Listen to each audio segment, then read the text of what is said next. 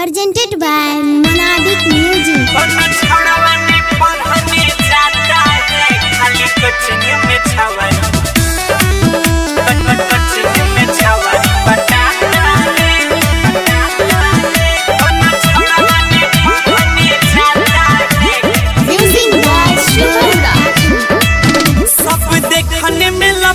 लफंगा है लेता बिना बात का पंगा है,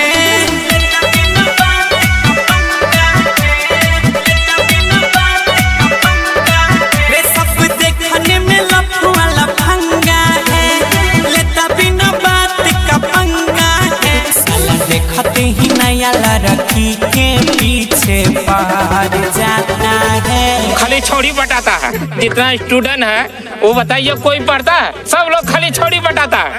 छौड़ावाने पढ़ने जाता है, खाली कोचिंग में छावरी बटाता है। छौड़ावाने पढ़ने जाता है, खाली कोचिंग में छौरिया बटाता है।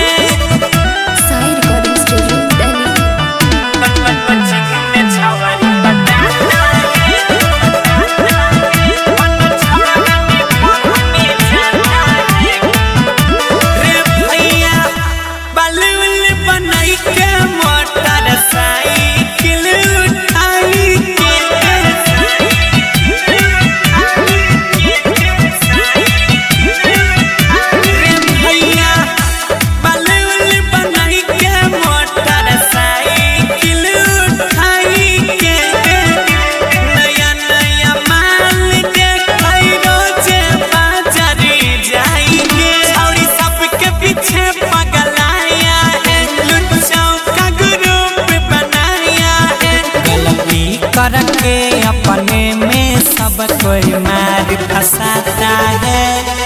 कौन छौड़ावाने पढ़ने जाता है, खाली कोचिंग में छावरी बटाता है। प्यार का जाल बिछाता है, खाली कोचिंग में छावरी बटाता है।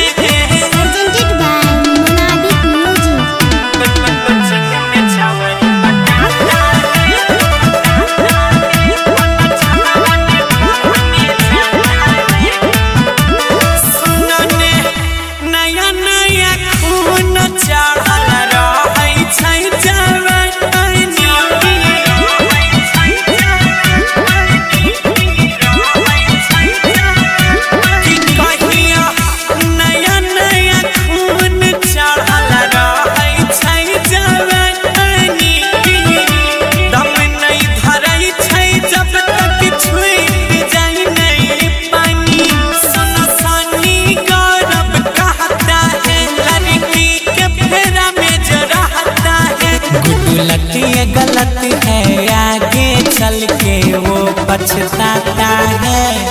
मलिक राकेश न पढ़ने जाता है, खाली कोचिंग में छावरी बटाता है।